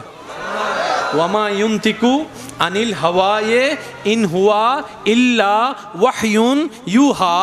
আল্লাহর নবী হাবিব এমন একজন পয়গাম্বর যিনি আল্লাহর হুকুম ছাড়া একটা কথাও বলতেন না। আমাদের নবী আল্লাহর হুকুম ছাড়া একটা কথাও বলেন না, একটা কথাও। সব কিছু আল্লাহ যা বলাতেন। কেমন মোহাব্বত দেখেন। আল্লাহ পাক বলে যে হাবিব আপনি ঘুরে যান। নবী বলে জানো এগুলো চলতেছে ঘটনা কিসের ভিতরে? সুবহানাল্লাহ বলেন। ঘটনা চলতেছে কিসের ভিতরে? নামাজের ভিতর চলতেছে, নামাজের ভিতর, নামাজের ভিতর, নামাজের ভিতর। আল্লাহ পাক বললেন হাবিব আমি জানি আপনি আমার সন্তুষ্টি খুশিকে বেশি দাম দেন। আমি আল্লাহ চাই আপনি নবীরে খুশি করতে, আপনি চান আমারে খুশি করতে। আমি অনুমতি দিলাম 3 দিকের যেদিকে ফিরবেন আমি কিবলা বানাই দিব, সেটা আমি আপনারে খুশি করতে চাই। কিন্তু আপনি সেটা না নিয়ে আমারে খুশি করতে চান। আল্লাহ আপনি বলেন কোন দিকে ফিরবো, আপনি বলেন কোন দিকে ফিরবো, আপনি বলেন কোন দিকে ফিরবো, আপনি যেদিকে বলেন আমি সেদিকে ফিরবো। 2 পক্ষের কথা চলছে। এবার আল্লাহ তাআলা সূরা বাকারার সেই আয়াতের মধ্যে বলেন ফালা নুয়াল্লিয়ান্না কিবলাতান তারদা। হায় হায় আল্লাহু আকবার। দিক কয়টা বললাম? একটু জোরে বলেন না। নবীজি চাইলে যে কোনো একটা দিকে ফিরে যেতে অথরিটি দিয়েছেন কে? মালিক যদি হ্যাঁ বলে সেখানে আর গুতাগুতির কারো কোনো সুযোগ, কারণ সুপ্রিম পাওয়ার থেকে রায় চলে আসছে। এখানে ডিস্ট্রিক্ট কোর্টের যদি কাউকে ফাঁসি দেয় জজ কোর্ট, সুপ্রিম কোর্ট যদি বলে যে আমি তোমার মুক্তি দিলাম, পুলিশ তারা অ্যারেস্ট করতে পারবে? কারণ ডিস্ট্রিক্ট কোর্টের চাইতে বড় হচ্ছে হাইকোর্ট, হাইকোর্টের উপর হচ্ছে সুপ্রিম কোর্ট। আল্লাহর কোর্ট থেকে অনুমতি এসেছে, এখানে আর কারো অনুমতির দরকার কোনো দরকারই নাই। কিন্তু নবী বলে যে না আপনার হুকুম লাগবে, আপনার হুকুম লাগবে। এবার আল্লাহ তাআলা বলছেন হাবিব আমি জানি আপনার দিল কোন দিকে কিবলা চায়। শাতরাল মসজিদুল হারাম। হাবিব আমি অনুমতি দিলাম, আপনি যে হৃদয়ের ভিতরে যে কেবলা ধারণ করেছেন, আমি না বললে আপনি ফিরবেন না। আমি আল্লাহ বলে দিলাম শাতরাল মসজিদুল হারাম, আপনি কাবার দিকে মুখ করে ফেলেন। আজকে থেকে কিয়ামত পর্যন্ত সমস্ত মুসলমানের কাবা কেবলা আমি আল্লাহ মক্কাতুল মুকাররমাকে বানাই দিয়েছি। এবার আপনারা সহজ অঙ্ক করলে বুঝবেন, এখানে যদি নামাজ হয় ইমাম সাহেব কোন জায়গায় দাঁড়াবে? সামনে বলেন না। আমরা মুসল্লিরা কাতার করে কাতার বাই কাতার দাঁড়াবো কি? আমার ইমাম সাহেবের মুখ থাকবে কোন দিকে? কাবার দিকে। বলেন কোন দিকে? কাবার দিকে। মুসল্লিদের মুখও থাকবে কোন দিকে? আরো জোরে বলেন না। কাবার দিকে। লাইন কি বেঁকা না সোজা? কিন্তু কাবা শরীফে যখন নামাজ পড়ে তখন দেখবেন লাইন সোজা নাই।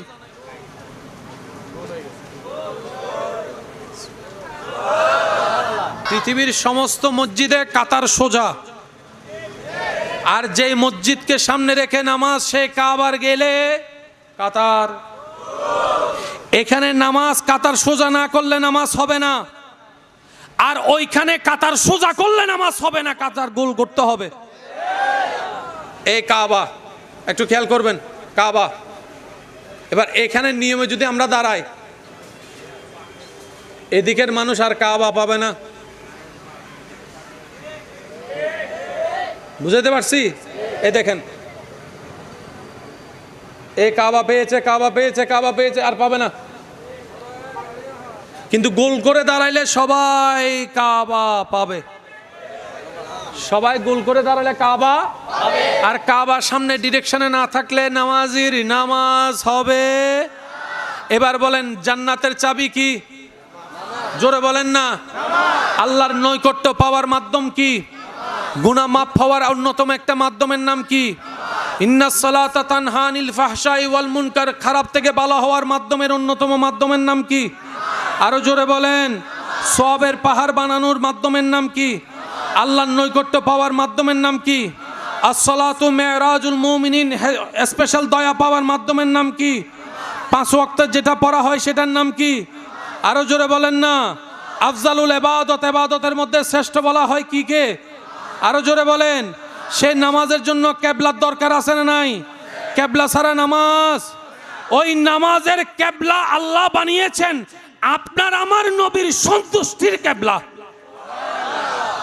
আল্লাহ মামেলা কি? রব বলে যে নামাজ তুমি আমাকে পাওয়ার জন্য পড়বা, নামাজের জন্য কেবলা লাগবে। কেবলার সাথে আমার নবীর মন সম্পর্ক, কেবলার সাথে আমার নবীর সন্তুষ্টি সম্পর্ক। সুতরাং নামাজ পড়ো ওইভাবে আমার নবীর আদব মোহাব্বত অন্তরে রেখে, তাহলে সেই নামাজ তোমার জন্য নিয়ামত হবে। কারণ লা ইন শাকারতুম লা আযীদান্নাকুম ওয়া লা ইন কাফারতুম ইন্না আযাবি লাশাদীদ। চিৎকার দিয়ে বলেন না সুবহানাল্লাহ। আচ্ছা, এবার আপনাদের মুখ আমার দিকে, আমার মুখ বলেন না রে ভাই। এখন আমি যদি নামাজে দাঁড়াই, আমার মুখ থাকবে কাবার দিকে, পিঠ থাকবে আপনাদের দিকে, ঠিক আছে? আচ্ছা, নামাজ অবস্থায় যদি আমি হঠাৎ করে আপনাদের দিকে ঘুরে এমনি করে দাঁড়াই যাই, আপনারা কি বলবেন? আসেন মনের চোখ দিয়ে দেখি সাহাবায়ে কেরামের নামাজ। সুবহানাল্লাহ, আমি শুনি না এখনো। আমাদের নামাজের কন্ডিশন ধরন তা আনুমানিকভাবে বুঝতে পারলাম। একটু কল্পনার জগতে সেই দৃশ্যকে সামনে রেখে, কাদেনারা তাকাল্লুবা ওয়াজহিকা ফিস সামা, পরিবেশটা সামনে রেখে নবীজি ইমাম হয়ে দাঁড়িয়েছেন, সাহাবা পিছনে দাঁড়িয়েছেন। আল্লাহ নামাজের ভিতর হুকুম দিলেন, হাবিব পরে বলে কোনো শব্দ নাই, এখনই কিবলা পরিবর্তন করেন। নামাজের বাইরে না ভিতরে? এবার নবীজির মুখ হচ্ছে এইদিকে, একটু খেয়াল করেন। সাহাবায়ে কেরামও এইদিকে। নামাজ অবস্থায় কি হচ্ছে আল্লাহ এবং নবী ছাড়া আর কেউ জানে? হঠাৎ করে আপনার আমার নবী, মনোযোগ আছে, মুখ ঘুরাই ফেললেন। আরো জোরে। নবীজি নামাজ অবস্থায় চেহারা ঘুরাই ফেলছেন, পুরা টান। এবার সাহাবার নবীর সামনাসামনি, আপনি আমি যা করা তা তো করছি। এবার সাহাবায়ে কেরাম কি করছেন দেখেন। সাহাবায়ে কেরাম যখন দেখলেন নবী মুভ করেছেন, প্রত্যেকটা সাহাবা যারা ছিলেন কাতারবন্দি, মাঝখানে তার আস্তে করে জায়গা করে দিয়েছেন। কোন আওয়াজ? বলেন কোনো আওয়াজ, কোনো ইশারা, নবীর কিছু বলা লাগে?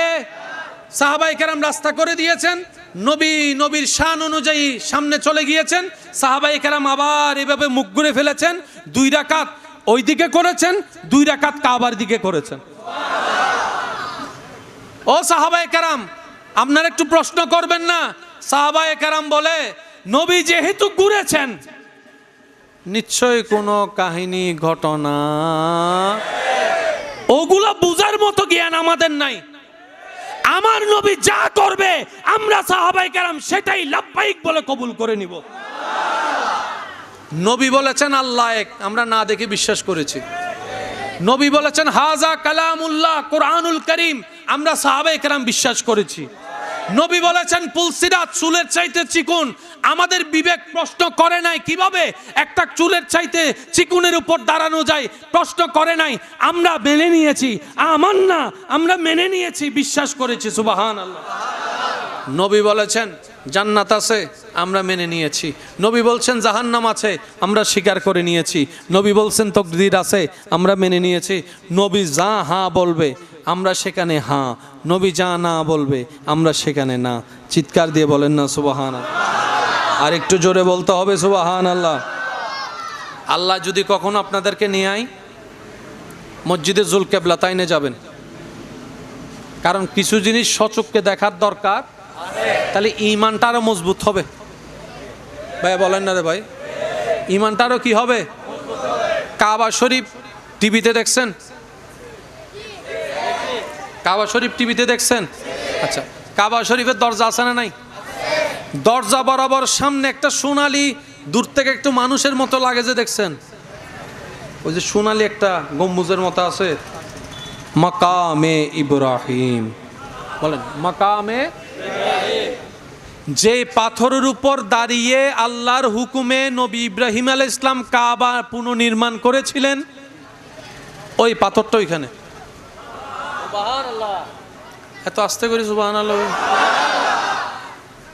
ইব্রাহিম নবীর কদম মোবারকের নিদর্শন ছাপ যে পাথরে, সেই পাথর আল্লাহর ঘরের দরজা মোবারকের সামনে সামনি সোনালী গম্বুজে। এবার কোন বান্দা যখন তাওয়াফ করে, লব্বাইক আল্লাহুম্মা লব্বাইক, লব্বাইক লা শারীকা লাক লব্বাইক, ইন্নাল হামদা ওয়ান নি'মাতা লাক ওয়াল মুলক লা শারীকা লাক। সবাই কি আওয়াজে? লব্বাইক আল্লাহুম্মা লব্বাইক, লব্বাইক লা শারীকা লাক লব্বাইক, ইন্নাল হামদা ওয়ান নি'মাতা লাক ওয়াল মুলক লা শারীকা লাক। শেষবারের মতো সবাই আওয়াজ করে লব্বাইক আল্লাহুম্মা লব্বাইক, লব্বাইক লা শারীকা লাক লব্বাইক, ইন্নাল হামদা ওয়ান নি'মাতা লাক ওয়াল মুলক লা শারীকা লাক। তাওয়াফ শেষ করার পরে 2 রাকাত নামাজ পড়তে হয়। কয় রাকাত? 2 রাকাত। জোরে বলেন কয় রাকাত? 2 রাকাত। এই 2 রাকাত নামাজ, অন্যান্য নামাজ কাবার সামনে রাখলে যেদিকে মন চায় সেদিকে দাঁড়াইতে পারবেন, কাবার সামনে থাকলেই হবে। কিন্তু তাওয়াফের পর যে 2 রাকাত নামাজ পড়তে হয় ভাই, আল্লাহ তাআলা বলেন ওয়াত্তাখিজু মিন মাকামে ইব্রাহিমা মুসাল্লা। এ আমার বান্দারা, তাওয়াফ শেষ করে যখন 2 রাকাত নামাজ পড়বা, সেটা এমনভাবে পড়বা কাবা এবং তোমার মাঝখানে যেন আমার ইব্রাহিমের মাকাম ইব্রাহিমটা থাকে। ওই ইব্রাহিম যে কষ্ট করে কাবা বানিয়েছে, পরিবারকে রেখে চলে গেছে, এইগুলার জন্য কত কষ্ট করেছে আমার ইব্রাহিম।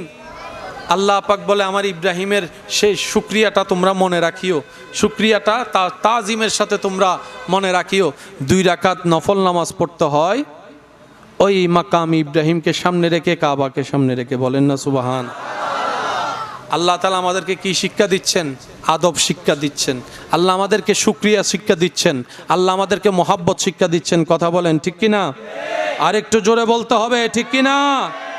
এবার সেই 2 রাকাত নামাজ শেষ করে আপনাকে সাফা মারওয়া চলে যেতে হবে। বলেন না? সাফা মারোয়া গিয়ে আপনাকে দৌড়াইতে হবে। এখানে একটা নির্দিষ্ট সীমা আছে যেটাকে বর্তমানে সবুজ লাইট দ্বারা চিহ্নিত করা হয়েছে। ওই জায়গায় গেলে স্বাভাবিকের চাইতে একটু বেশি দৌড়াইতে হয়। হযরত খাজের আলাইহিস সালাম দৌড়াইছেন, আল্লাহ এখনো পর্যন্ত আমাদেরকে দৌড়াচ্ছেন। শুধু বুঝাতে চাচ্ছি এটা, আমরা অনেক সময় নিজের মতো করে ইসলাম বুঝতে গিয়ে ঝামেলা লাগাই ফেলি। আমরা নিজের মতো কল্পনা করে ইসলামকে ঝামেলা লাগাই ফেলি। আল্লাহ তাআলা বলে মিন শাইরিল্লাহ, যেখানেই আমি আল্লাহর নিদর্শন সেখানেই তোমরা সম্মান করিও, ইজ্জত করিও, মহব্বত করিও। বলেন না সুবহানাল্লাহ? আর একটু জোরে বলতে হবে সুবহানাল্লাহ। হাজার নিদর্শনের শ্রেষ্ঠ নিদর্শন আল্লাহর নবী, আপনার নবী, আমার নবী, আমাদের নবী, নবী রহমাতুল লিল আলামিন। এর চাইতে বড় নিদর্শন আমি শুনি না, আরো জোরে বলেন। এর চাইতে দামি নিদর্শন, এর চাইতে সম্মানী নিদর্শন। रहमत वाला आया नबी है, रहमत वाला आया नबी है, धूम मची है। मोहब्बतेर आवाज एक बार बोलें मारहाबा। আল্লাহ সবচাইতে বেশি ভালোবেসেছেন আমাদের নবীকে। এবার বলেন, নবী দুনিয়ার আসার আগে আল্লাহ তাআলা নবীর আব্বাকে নিয়ে গেছেন, খুশি নাকি দুঃখ? আমি শুনি নাই, জোরে বলেন। কিছুদিন পরে মাকে নিয়ে গেছেন, খুশি নাকি দুঃখ? কিছুদিন পরে দাদাকে নিয়ে গেছেন, খুশি না দুঃখ? মক্কায় নিজের এলাকায় থাকতে পারে নাই, হিজরত করতে হয়েছে, সুখ না দুঃখ? নিজের সবচেয়ে প্রিয় হাবিবকে এত কষ্ট কেন? মাথায় রাখবেন, আল্লাহ ভালোবাসার প্রকাশ করে কষ্ট দিয়ে। সুবহানাল্লাহ। আপনারা কি আমার কথা বুঝতে পারছেন? আল্লাহ তাআলার একটা শান হচ্ছে যে আল্লাহ তাআলা ভালোবাসার প্রকাশ করে কষ্ট দিয়ে। অনেক দাদা নানা নাতিকে ভালোবাসে, এটা তো সবাই জানে। অনেক দাদা নানা আছে, দাদি নানি আছে, দেখবেন নাতিদেরকে আদর করে গালেটা চিপে ধরে। নাতি ব্যথা পায় কি পায় না? বলেন না, ব্যথা পায় কি পায় না? অনেকে চিপে ধরে আদর করে কান্না করে বাচ্চারে, হয়তো আপনারা অনেকে দেখেছেন। বাচ্চারা এমন ভাবে চিপে ধরে, বাচ্চা জিদ্দে, তখন পিছন থেকে মুরব্বী একটা ডাক দিয়ে বলে, এই বাচ্চার ইলে না করিস, নুসিবিছে তো ব্যথা পার। কিছু কিছু মানুষ এমন আছে ব্যথা দিয়ে ভালোবাসা প্রকাশ করে। কিছু কিছু দেখবেন আপনার দাদা নানা চাচার ভিতর আছে না নাই বলতে পারি না, দেখলেই ফিসের পিছন থেকে একটা নাতি জ্ঞান আসস, বলেন না, আছে না? ভালোবাসার প্রকাশ এক একজনের এক এক রকম। পুরুষ জাতির একটা জামিলা, যারা বিবাহিতরা আছেন, অনেক বোনদের একটা আপত্তি আছে, আমার স্বামী আমাকে সময় দেয় না, আমার স্বামী আমাকে আগের মতো মায়া করে না, ভালোবাসে না। আমি শ্রদ্ধার সাথে একটা কথা বলি আমার বোনদের উদ্দেশ্যে, মিলাই দেখবেন, যদি মিলে তাহলে গ্রহণ করবেন। মাস শেষে ঘরের বাজারের দরকার আছে না নাই? কারেন্ট বিলের দরকার আছে না নাই? ঘর ভাড়ার দরকার আছে না নাই? আর একটু জোরে বলেন না। বিভিন্ন আনুষঙ্গিক খরচের দরকার আছে না নাই? এই খরচটার জন্য টাকার দরকার আছে না নাই? টাকার জন্য চাকরি ব্যবসার দরকার আছে না নাই? সে টাকা কামানোর জন্য পরিশ্রম করার দরকার আছে না নাই? পরিশ্রম করার জন্য ঘরের বাইরে যাওয়ার দরকার আছে না নাই? বিদেশে যাওয়ার দরকার আছে না নাই? মনে রাখবেন আমার প্রিয় বোনেরা, ঘরের যে কর্তা, সংসারের টাকা দেওয়ার জন্য যেই সময়টা বাহিরে কাটায়, এটাও মূলত সংসারকে সময় দেওয়া। কথা বলেন ঠিক কিনা? এটা একভাবে, ওইটা আর একভাবে। আপনি বলবেন ঠিক আছে, কাজকর্ম করে আসছে, ভালো কথা, আইসাই তো দেখি মোবাইল নিয়ে বসে গেছে, আমার সাথে দুই চারটা কথা বলে না। একটা কথা মাথায় রাখবেন, মেয়েদের মাথা, মেয়েদের মনের সফটওয়্যার আলাদা, পুরুষের মাথা মনের সফটওয়্যার। মেয়েদের মধ্যে দেখবেন কোন সাল, কোন মাস, কত তারিখ, বলেন না, কমন বিষয় মনে থাকবে। শুধু নিজেরটা না, কার জন্মদিন কখন, বান্ধবীর জন্মদিন কখন। কিন্তু পুরুষ জাতিকে দেখবেন 1 সপ্তাহ 2 সপ্তাহ 3 সপ্তাহ আগের আগদ কোন ডেটে হয়েছে, কথা বলেন না, বিয়ে কোন ডেটে হয়েছে, ছেলে কোন তারিখে হয়েছে মনে। এটা ফিতরত আলাদা, এটা ফিতরত আলাদা। একটু খেয়াল করে দেখবেন, নারীরা আল্লাহ আলাদা সৃষ্টি করেছেন, পুরুষদেরকে আল্লাহ আলাদা সৃষ্টি করেছেন। জামিলা কোথায় লাগছে জানেন? নারী যখন পুরুষকে, স্ত্রী যখন স্বামীকে নিজের সফটওয়্যার দিয়ে বোঝার চেষ্টা করে,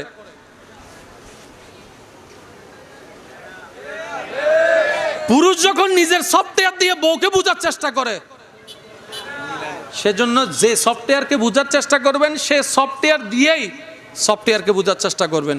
তাহলে ফুরাফুরি না বুঝলেও অন্তত 10 ভাগের 8 ভাগ 9 ভাগ বুঝার হয়ে যাবে।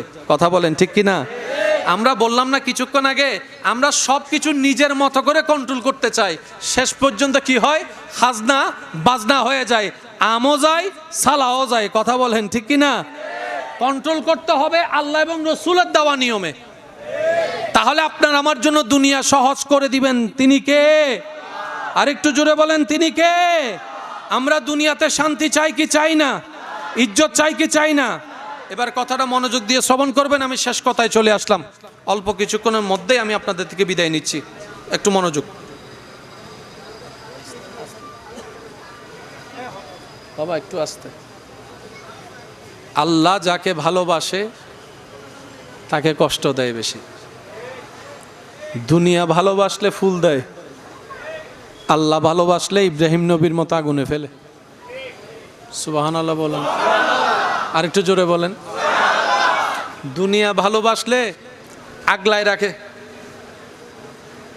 আল্লাহ ভালোবাসলে মূসা নবীর মতো ছোট্ট অবস্থায় মা হারা করে নদীতে ভাসাই দেয়।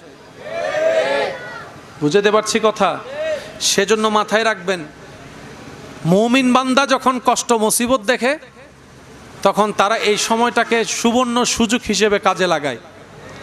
আপনি আল্লাহর প্রিয় বান্দা হতে ম্যানুয়ালি ভাবে যদি 100 বছর লাগে, যে কোনো দুঃখ কষ্ট বিপদে যদি ধৈর্য এবং শুকরিয়ার সাথে স্থির থাকতে পারেন, ওই 100 বছরের রাস্তা আল্লাহ চাইলে আপনাকে একদিনে পার করায় দিবে। কষ্ট ভাঙতে আসে না, কষ্ট মজবুত করতে আসে। সেজন্য মাথায় রাখবেন, কেউ যদি আপনার দিকে পাথর নিক্ষেপ করে কষ্ট দেওয়ার জন্য, আপনি পাথরগুলাকে নিয়ে মনের মধ্যে জমাবেন না, আপনি পাথরগুলাকে নিয়ে নিচে জমাতে থাকবেন, নিচে জমাতে থাকবেন। এই পাথর জমতে জমতে যখন পাথরের একটা পাহাড় হয়ে যাবে, আপনি তাদের চাইতে অনেক উঁচুর মধ্যে চলে যাবেন, উচ্চ জায়গায় চলে যাবেন। আপনি পাথর নিয়ে মন খারাপ করছেন কেন? আরে সবচাইতে আল্লাহর সৃষ্টি জগতে শ্রেষ্ঠ হচ্ছে আল্লাহর নবী, নবী রহমাতুল্লিল। পৃথিবীতে এমন অনেক নাফরমান নাখান্দা মানুষ আছে যারা আমাদের নবী নিয়েও বদনাম করে, নবীর বিপক্ষে কথা বলে। তো যেখানে নবীর বিপক্ষে আছে সেখানে আপনার আমার বিপক্ষে থাকবে না কেন? আর কেন আশা করছেন সারা পৃথিবীর মানুষ আপনাকে ভালোবাসবে? কেন চাচ্ছেন আপনি এটা? আপনি কি সারা পৃথিবীর মানুষকে ভালোবাসতে পেরেছেন? তা আপনাকে কেন বাসবে? কমন বিষয়। এত টেনশন নেওয়ার দরকার? বলেন, এত টেনশন নেওয়ার দরকার? ধৈর্যের সাথে শুকরিয়ার সাথে আল্লাহর পথে নামাজের সিজদা ধরে রেখে যদি এগোতে পারেন, সততার সাথে স্বচ্ছতার সাথে, হাজার বন্ধ রাস্তা খুলে দিবেন আল্লাহ, ইজ্জতের ব্যবস্থা করে দিবেন আল্লাহ, অন্তরে অশান্তি মনকে শান্তি করে দিবেন কে? এগুলা কি মাথায় থাকবে ইনশাআল্লাহ? আল্লাহ কোরআনের মধ্যে বলছেন কি, ওয়ালা নাবলুওয়ান্নাকুম বিশাইইন মিনাল খাউফি ওয়াল জুই ওয়া নাকসিন মিনাল আমওয়ালি ওয়াল আনফুসি ওয়াস সামারাত। এবার আপনারা বলেন, আল্লাহ যদি কাউকে বলে আমি তোরে 5 দিন কষ্ট দিব, ধৈর্য ধরতে পারলে আজীবন জান্নাত দিব, আপনি 5 দিনের কষ্ট নিবেন নাকি নিবেন না? জোরে বলেন না। কারণ আপনি তখন মনরে বুঝ দিবেন, যাক 1 দিন 2 দিন এমনিও চলে যাবে, 5 দিনে না কোনো রকম একটু সয়ে যায়। ওই রমজানে যখন রোজা রাখে, দুপুর 2টা বাজে যখন খিদা লাগে, বাচ্চারা যখন খাবার জন্য, তখন মারা কি বলে? বলেন বলেন বলেন। চাও মার কথা শুনে মনের মধ্যে আশা দেওয়া আর একখানা, কিন্তু এখনো বাকি আছে কয় ঘন্টা? 4 ঘন্টারে মা বলছে একখানা, বাঁচিতেও গিয়ে একখানা। 5টা দিন যদি কষ্ট সহ্য করার বিনিময়ে জান্নাত দেয় আল্লাহ, নিবেন কি নিবেন না? বাস এই কনসেপ্টটা মাথায় রাখেন। নবী বলে, আমার উম্মতের ভিতরে কেউ যদি পেটের ব্যথার কষ্টে মারা যায়, আল্লাহ তাকে শাহাদতের মকাম ইজ্জত দান করবেন। আব্বু,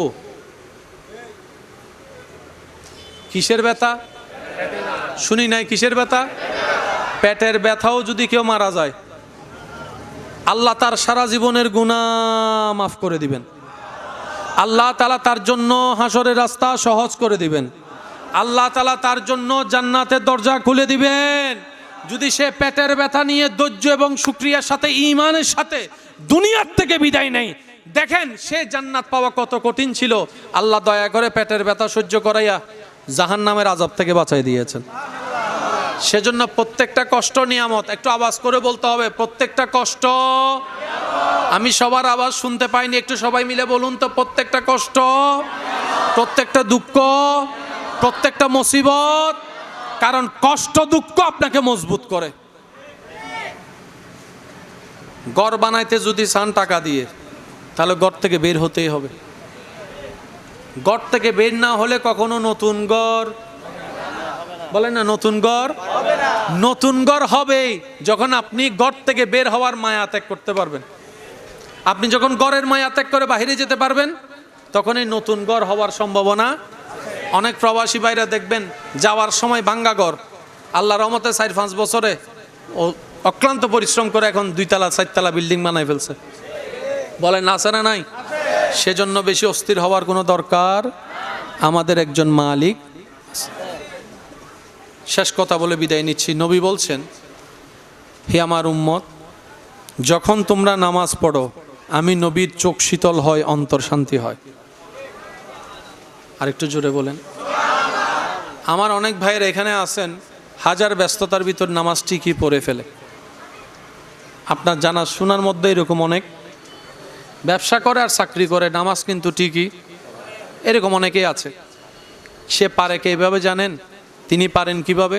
তিনি অন্তর থেকে চেষ্টা করেছেন, আল্লাহ ওনার জন্য রাস্তা সহজ করে দিয়েছে।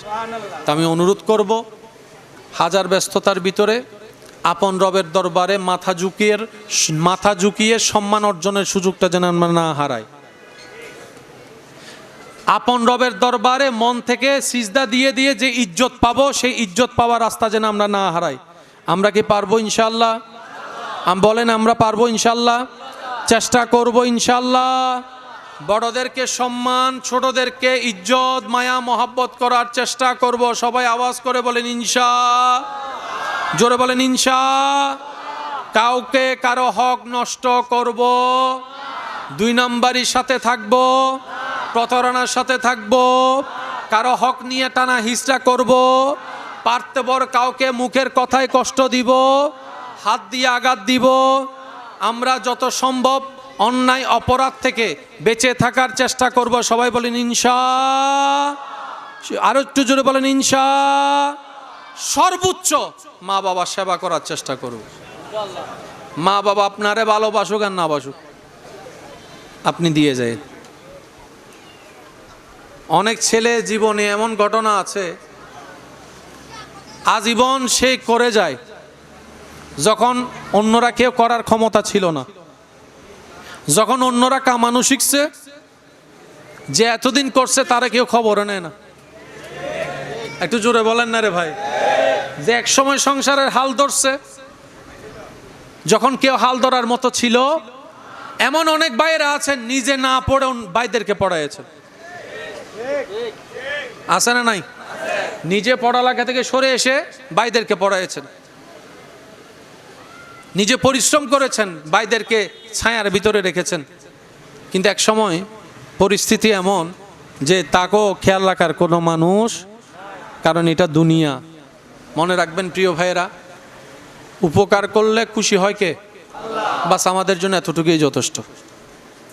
মানুষের থেকে থ্যাংক ইউ পাওয়ার কোনো দরকার, মানুষের থেকে থ্যাংক ইউ পাওয়ার দরকার, মানুষের আমাদের শুকরিয়া করবে কি করবে না সেটা আমাদের দরকার। রব খুশি হয় আমরা যদি মানুষের উপকার করি, বাস আমরা সেই জন্য করব। কারো থেকে প্রতিদান দরকার থাকুক না জমা, সব কিছু নগদে পাওয়ার দরকার কি? কিছু জিনিস জমা থাকুক কার কাছে? আর সে আল্লাহ যখন আপনাকে সেটা রিটার্ন করবে, আপনি যতটুক দিয়েছেন ততটুক দিবে না, আল্লাহ আল্লাহর শান অনুযায়ী আপনাকে 1000 গুণ বাড়াই দান করবেন। আল্লাহ চায় সবাই জান্নাত পাক। জানেন, হাসরের ময়দানে একটা ওয়াকিয়া ঘটনা হবে এমন, একজন মানুষ জান্নাতে যাওয়ার রাস্তা হয়ে যাবে, হঠাৎ করে একজন পাওনাদার এসে বলবে, আল্লাহ হিসাব একটু বাকি আছে তার সাথে আমার, আমি তার থেকে কিছু পাই, সে পাওনাটা নিতে আসছি। আল্লাহ তাআলা বলবে যে সে কি তোমার থেকে পায়? সে বলবে যে আল্লাহ পায়। তো দাও, যা পায় তা দাও। তো যেটা পায় সেটা তো ওইখানে, বলেন না, যেটা পায় সেটা ওইখানে। এখন ওইটার জায়গায় অন্য কিছু দিয়ে হলো তো বুঝ দিতে হবে। তখন সে পাওনাদার বলবে, তোমার নামাজ সব আমারে দিয়ে দাও। নাউজুবিল্লাহ বলেন। যে জান্নাতে যাবে, যাওয়ার সুযোগ হয়েছে, তাকে বলবে পাওনাদার, তোমার নামাজ রোজা সব আমাকে দিয়ে দাও। বাধ্য হয়ে দিয়ে দিতে হবে। তখন আল্লাহ তাআলা দয়া করে নিজের শান অনুযায়ী সে পাওনাদারকে জান্নাতের একটা ঘর দেখাবে। সুবহানাল্লাহ বলেন না রে ভাইয়া, আর একটু জোরে বলেন না সুবহানাল্লাহ। কয়জন ব্যক্তি?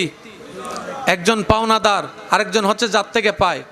যার থেকে পায় সে জান্নাতে চলে যাওয়ার উপক্রম হয়েছে, কিন্তু বাধা দিয়েছে কে? পাওনাদারে। ওই পাওনাদারকে আল্লাহ তাআলা জান্নাতের একটা ঘর দেখাবে। ওই ব্যক্তি জান্নাতের ঘরটা দেখে বলবে, আল্লাহ এত সুন্দর ঘর, এটা কার? এটা কার জন্য বানাইছো তুমি? নবীদের জন্য? আল্লাহ পাক বলে না। রসুল, সাহাবা, আহলে বাইত, ওলিদের জন্য? আল্লাহ পাক বলে যে না। তো সে বলবে যে আল্লাহ, পাওনাদার জিজ্ঞেস করবে, আল্লাহ এত সুন্দর ঘর কাকে দিবা তুমি? যে পাবে তো সে অনেক ভাগ্যবান। আল্লাহ তাআলা বলবেন, যে অন্যের উপর দাবি থাকলো, দাবি ছেড়ে দেয়, মাফ করে দেয়, আমি তাকে জান্নাতে এটা দিব। আল্লাহ বাঁচাচ্ছে বান্দাদেরকে কিভাবে দেখেন। পাওনাদারের কাছে আটকাই গেছে ওই জান্নাতি ব্যক্তি। এখন বাঁচাইতে তো হবে, আমল দিয়ে দিলে তো আর সেটা জান্নাত পাওয়ার সুযোগ। আল্লাহ পাওনাদারকে বলবে, এই জান্নাত তাকে দিব যে অন্যকে মাফ করবে। সাথে সাথে সে বলবে যে আল্লাহ, আমার কোনো দাবিও নাই, কোনো চাওয়া নাই, কোনো পাওয়া নাই, আমি তারে মাফ করে দিয়েছি। এবার আল্লাহ তারও জান্নাত দিবে, পাওনাদারকেও জান্নাত দিবে। আল্লাহ জান্নাত বানিয়েছেনই বান্দাদের জন্য, তা আপনি যাবেন না কেন? আর আপনার যাওয়া তারও সহজ, কারণ সবাই নবীর উম্মত। আপনি ইমামুল আম্বিয়ার উম্মত। সুবহানাল্লাহ। কেউ মুসা কালিমুল্লাহর উম্মত, আপনি হাবিবুল্লাহর উম্মত। কেউ রুহুল্লাহর উম্মত, আপনি হাবিবুল্লাহর উম্মত। আপনার সম্মান উজ্জত, কুনতুম খাইরা উম্মত, অনেক উপরে, সবার উপরে উম্মতের ভিতরে। সুতরাং আপনার জান্নাতে যাওয়ার রাস্তা অন্যদের তুলনায় অনেক সহজ। শুধু অর্জন করে নিতে হবে, ধৈর্য সহ্য নিয়ে সেটাকে টিকে রাখতে হবে, ধরে রাখতে হবে। আল্লাহ তাআলা আমাদের সবাইকে বুঝার আমল করার তৌফিক দান করুক। সবাই বলেন আমিন।